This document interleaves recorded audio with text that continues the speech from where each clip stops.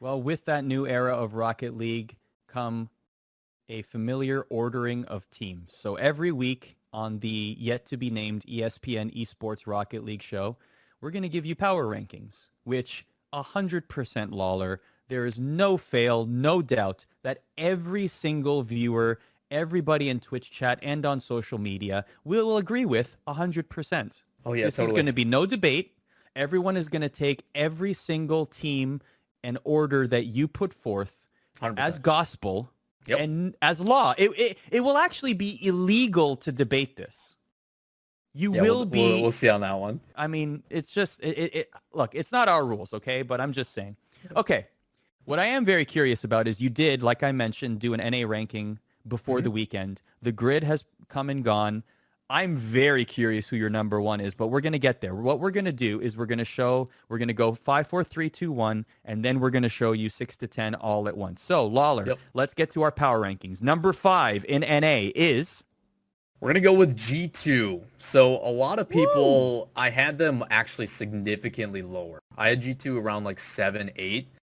Because when you play for 8 weeks and don't have any notable wins, I think you went like 2-10 or something like that in the offseason against like notable rosters.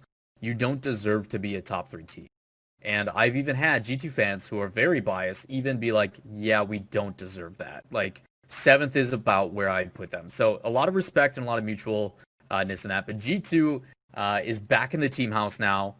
I just need to know if that is going to be the end-all to be-all when it comes to their performance. They made it into the semifinals. It's the best-looking result they've had all offseason. Now in the official season, they're back in the house. The chemistry is there again. But with that said, I'm not going to just give them an automatic bye. And that's the hardest thing about these power rankings, is I need to look at it from a purely objective standpoint. What are their results? How have they performed? What rosters are they beating? And have they done it consistently? This is the first time in 9 weeks that G2 has not looked like crap. So, with that said, they are 5th. That's still 5th as the 5th best in an entire region. That is still pretty good. So, G2, semifinals, they're very good. They are a team with a ton of potential, but still need to show me that they can do it again in the grid this weekend, and then RLCS when it starts and it matters the most. So, again, G2, I expect a lot of these rankings to move up and down, but now that they're in the house, can they prove to me that they are the best team in the region like they used to be? That's what I'm waiting for. So G2 were 7th in your previous rankings. My previous, I gave them 7th, which is probably a little bit nicer than I should have been, but... Well, they didn't have a great offseason. To quote one esteemed Lawler, they played like trash for 9 weeks straight. Yep. Direct quote from the video. They did make the semifinals. They lost to Space Station in the grid this past weekend, however. So there you go. Number 4 for Lawler. Where do you got? We've got Rogue. Rogue actually took a step down. I had Rogue a little bit higher, but they did not have a good week. Initially, in my initial power rankings, I had Energy as a clear number 1 because of their offseason results. It was too easy to make it that. But 2 through 4, I really struggled with. This was kind of interchangeable results based upon how they have. I've been talking about an Envy and Rogue rivalry. Space Station is now at a point where they're starting to do well based upon grid results. Because there is new roster changes, Rogue is one of the teams that obviously they brought in First Killer and Turinturo, but we didn't get to see that. I had no idea what was going to happen with Turinturo because he was on vacation for 2 weeks during the covert event as well as the Brawl 10K, and they played with their coach, Corrupted G. So how am I supposed to give them a ton of results when they have only played in 1 or 2 tournaments with Turinturo, and the tournaments that they're playing in, we haven't seen them play against any of the notable rosters. So I did have Energy pretty high initially. I think I had them in top 3 or top 2. I got them in 2nd. But based upon the results, I do think because it is so close between the top, I dropped them down. I mean, they're losing to Plot Twist, many consider a rival series team, one of the better performing now that they've brought Sosa on. And then they also lost to, if I can remember, it wasn't pretty. Who else did they lose to? Why can't I see it? They lost to Plot Twist, and then they dropped down and beat Kansas City Pioneers and lost to Envy. So Envy was the team that found themselves in the grand finals. So again, Envy and Rogue is that rivalry I've been talking about all offseason. I want to see because they have, to me, similar play styles, and they kind of translate back and forth. But Rogue should be winning a lot of these games a lot more convincing than what I expect. I mean, the fact that they let Kansas City Pioneers take a game off of them, Just goes to show like how close the region is getting. But again, Rogue I think does take a step down, and the only reason they took as big a step as I wanted them to is because of how well the other teams performed at the same time. So Rogue, a talented team, a lot of consistency that you're starting to see from them, and a lot of respect they're getting too from the top. They're very fast and very dangerous. It's just a matter of what version of consistency do we get out of the individual players week in and week out. But yeah, Rogue, a very talented roster. Fourth is nothing to shy away from. They could easily be third or second depending on how they play each week. So like you said, they went 1-2 in the grid this past week. And this actually begs the question. So for just a little bit of bracketology here, or just philosophy on how you put this together. So Rogue is a team that didn't really compete in their full form in the off season in tournaments. We didn't get to see much of them.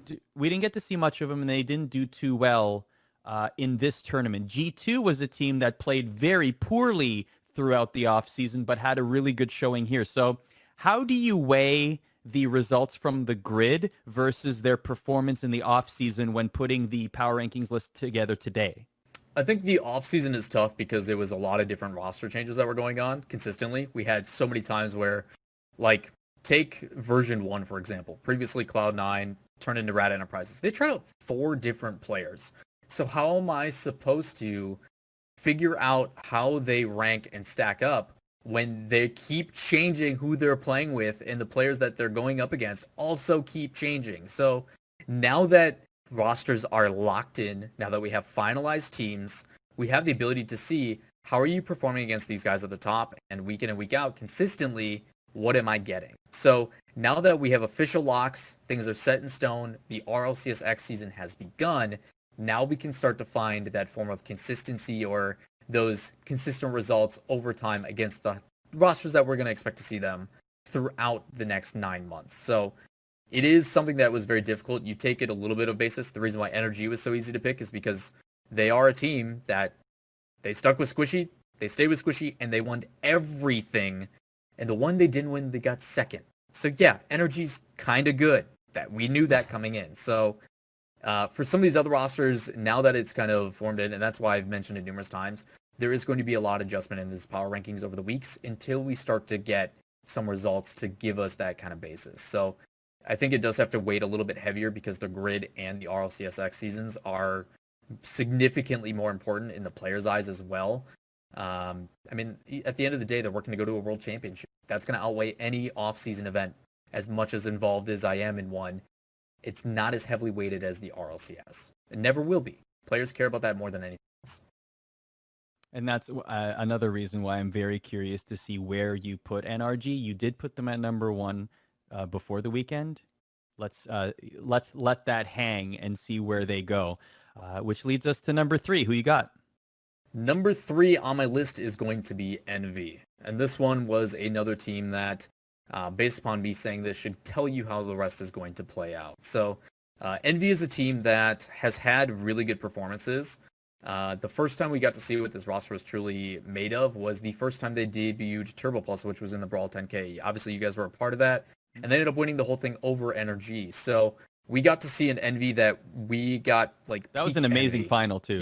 Yeah, 7 games down to 7. It was a true battle. You know, it was a really close game. So we got to see NV perform at a style, and then immediately after that, they played in another event, and they looked flat. Like it was pretty dull. So NV is a team that I think has a ton of potential, but I just don't know what NV I'm going to get in and week out. So until I get more results, it's really hard to place them. Despite that, I think they are a team that if you grab their roster and say, okay, I'm going to play you against some of these guys in the bottom 5, how can I ultimately give the other teams the benefit of the doubt? Because they are a very talented team. I just know that they're going to give us a base level, but are we going to see the NV that just overwhelms teams and just does what you're seeing on screen right now with these pass plays and working the field and just shot after shot, like the teams are just jumping chaotically to make saves? Or are we going to get an NV that gets beat to the ball? They miss some of their aerials. They just don't look good. So you also have to kind of couple that with what team are they going up against? And is it a factor that they're just a better version of the team they're playing? Or is it, you know, a really strong roster? And I'm glad that we got to see that they made it further in the tournament, because you did get to see them go up against a Rogue. You got to see them go against a really hot Sonics. Omelet, a team that a lot of people have been really keen on during the offseason with their results. They went up against Space. So you got some notable wins for them, and the ones that they did lose to were teams that I also still had question marks. So it gave me kind of a two birds with one stone kind of mentality with it. So again, Envy I think is a really talented roster, a ton of potential. I just need to see the performance where they can kind of keep at that high level, and that becomes their new base rather than, okay, they play flat in this tournament, but this tournament they look really, really strong. What am I going to get out of Envy? And that's where the question mark relies, and that's why they're third. Hear me out. Omelet. Excellent Rocket League team. Yep. Horrible use of eggs. Depends on how I'm feeling. I mean, eggs are great. I love eggs, so I don't even care like how it's prepared as long as it's like scrambled or fried. It doesn't matter.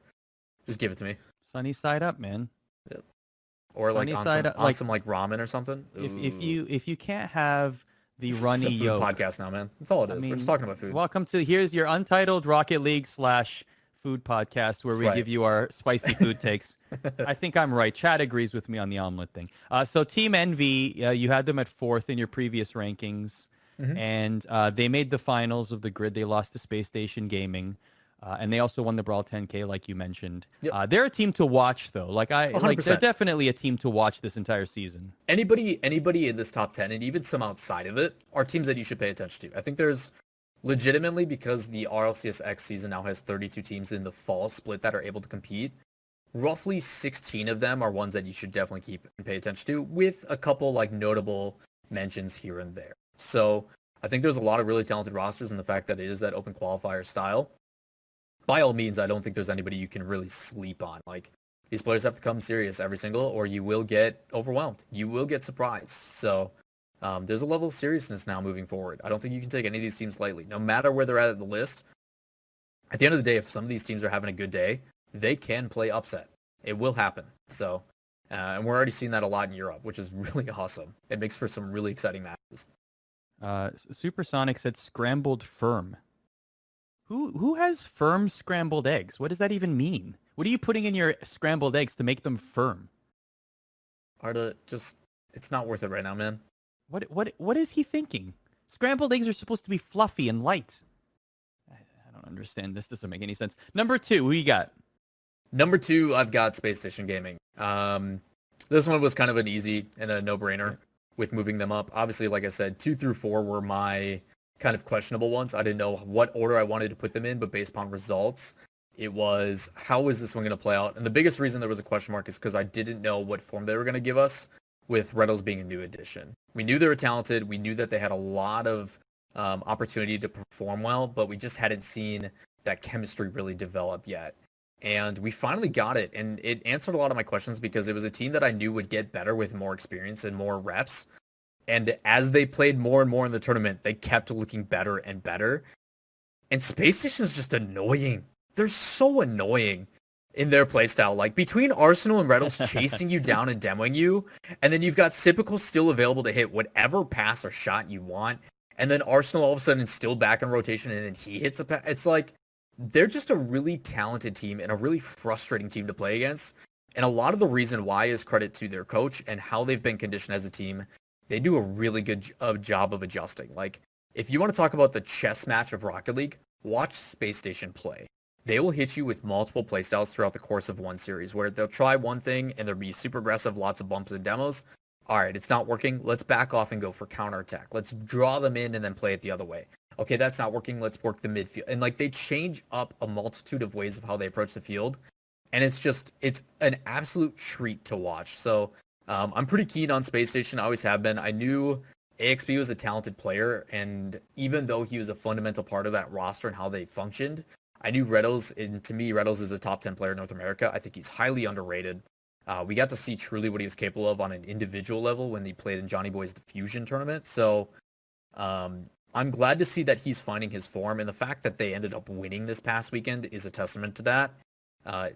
Space Station has always been a team that will make you fight for wins, no matter what. And the fact that they're still able to, despite a roster change, come back in a relatively rough offseason because they were trying to figure out who they wanted to stay with. It was a pretty late roster pickup because Reynolds was trying out with literally every team.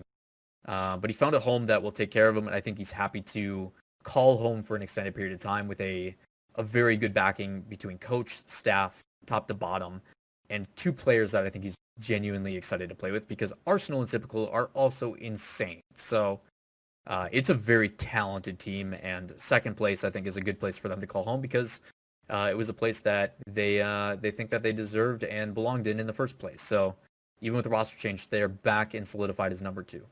So, of course, AXB used to play with Space Station, went to version 1. Yep. And so what do you think? Do you think that we'll look back on this, like even based on early results here with Reddles settling in now with Arsenal and Typical, do you think that this is going to be a net positive for Space Station? Do you think overall this is going to be a better looking roster? Yeah, and I say that with a little bit of hesitancy because we got to see what AXB is capable of on the version 1 broadcast this week, and ooh, boy, is he good. Yeah. He did some things that I was like, I never thought I would say the sentence I just did while casting and have AXB at the end of that sentence. So oh man, version 1, man, I can't wait till we get to talk about them because obviously I get to be a biased caster for them for the grid, which has been a lot of fun. I will say that. It's a different atmosphere being a bit of a biased caster, but yeah, version 1 shocked me this past week. So, I've got some notes about them we'll get into later, but yeah, I think about them later. Okay. I think Typical overall getting to work with Reddles, I think they have a lot of familiarity with each other when it comes to the way they approach the game. And Reddles, I think, is going to be excited that he's not quote unquote the best player on the team. I think it's something that a lot of players struggle with. Typical is a very talented player. I think he's ready to work with that, and because Typical and Arsenal already have that innate chemistry as friends, as well as on the field, Reddles has to find a way to kind of, I guess, factor into that, and it seems like he's done that. So, again, I say that, and I still haven't put them at 1. We still need to see them do it again and consistently. It can't just be a one and done and like, oh, G2 went from playing like doo-doo, and now they're in the, the semifinals. Instantly to the top. Like, it doesn't work like that. So, it's going to show, like, Space Station, yes, you won a tournament. Can you do it again? How are you going to perform in RLCSX? How are you going to do in Grid next week? That is what is going to determine if you move up or down. Like, if Energy has another bad week, yes, they'll drop. But until they do that, how can I bump them out? And it's a little bit of a spoiler of the one that, obviously, you guys know. So Space Station obviously won. They beat version 1 G2 and Envy in the playoffs in order to win. What I like about, so you being a caster for version 1 specifically, now you're one of the, like, those sports radio announcers that are, like, very biased for the team that they're calling. Yeah. But anytime we get scored on, the other team's cheating. 100%. Yeah, he scores. Yeah. What a goal by the opposing team. They suck. Oh my God, my team scored. This is the greatest moment. But, like, when you get another national gig, though, but, like, imagine now you do that, and then you go back to a national gig where you're supposed to be unbiased completely. Like, Sonic knows all about this, right? And, from previous experience, too. It's like you have to be unbiased. You can't show any allegiance to either team. But then every fan base is going to be like, oh, you're a version 1 homer. Look at you, blah, blah, blah. Like, that's coming, man. That's coming. Now that you've shown allegiance. You think I care about what they say? It's been 4 years of getting ripped apart on Reddit, man. Bring it on. Like, I'm used to it by this point. You're either too excited or not excited, and like, you can't please them, man. Like, just sit back and let them enjoy, and then just turn off chat. It's fine. I'm not worried. So your top 5 so far, G2, Rogue, Envy, Space Station Gaming, and that brings us to number 1. You had NRG going into the weekend. Who do you have today? Well, as a biased caster for version 1, is version 1 of the... No, I'm kidding. It's a sign coming a mile away. Let's go. Version 1, and they're in the chat too. Let's go. No, it's obviously Energy, you guys. Again, they had a really rough week, but ultimately, like, if you pull up their results from the offseason, and yes, I do try to take it with a grain of salt because a lot of teams are trying to find their form with the fact that they are also trying to find out what their new roster is going to be. If we look back in the offseason for Energy and their results, Codename Covert took first. Brawl 10K, they took second. Astronaut Star Circuit Qualifier 1, they took first. Summer Shuffle for BTS, they took first. Rocket League Invitational for ESPN, they also took first. So across 4 or 5 tournaments, Energy has either won or taken second. And in the first week of RLCS, now the grid, they don't do so hot. Okay, they had an off week, but does that not mean this team is still amazing? That's the difficulty, and I think the thing that the power ranking is going to be the most difficult for me is, yes, Energy didn't look that great, but I can tell you any of these pros are still extremely fearful of this roster the next time they play against them. It's not like you're just dropping them completely off the face of the earth. So again, yes, Energy had a bad week, but when it really comes down to it, I still think they are the best team in North America, and they will continue to prove that next week in the grid as well as RLCSX when that starts. So Energy, it's really hard to knock them. It's one result. It's one day. They had an off day, but I can almost guarantee they'll bounce back next week. And if they don't, then yes, you will start to see them drop, just like we are seeing with G2. G2 has had a really rough offseason. They're starting to have some results. They move up a little bit. But if they do it again, they're going to move up a lot a bit. So again, it is cutthroat out there. It is very difficult to make these rankings with minimal results. But yes, they didn't perform. I do not expect that to be a consistent thing. Argument, you could maybe put Space Station 1 and Energy 2 right now, but all in all, you can't knock the fact that for legitimately a month and a half, they won just about everything. And they a lot of competition along the way. So it'll be interesting to see how it plays out. But yes, Energy I still have as number one. So it's one thing to get to the top of the mountain, but it's a totally other thing to stay on top of the mountain. So with that in mind, how many more poor results would you need to see from NRG before you start thinking they don't deserve the number one spot anymore in NA? I think it's really difficult, right? Because now that we have this new format that's playing out, we're finally seeing a different style of what these guys are going to have to go through. It's no longer you play 2 games a week and then it adjusts accordingly. So I think everybody is susceptible to making big jumps up and down in the list. The only reason why Energy kind of gets that pass right now is because it is the first week. Offseason, they've dominated the entire way. So now that we are jumping into the RLCS and the grid consistently, if they have another bad performance, they're going to drop, and you're going to see the power rankings until we really get into the first or second or maybe third week jump around quite a bit. Because case in point, I mean, you talk about some of these other rosters that made roster changes last second.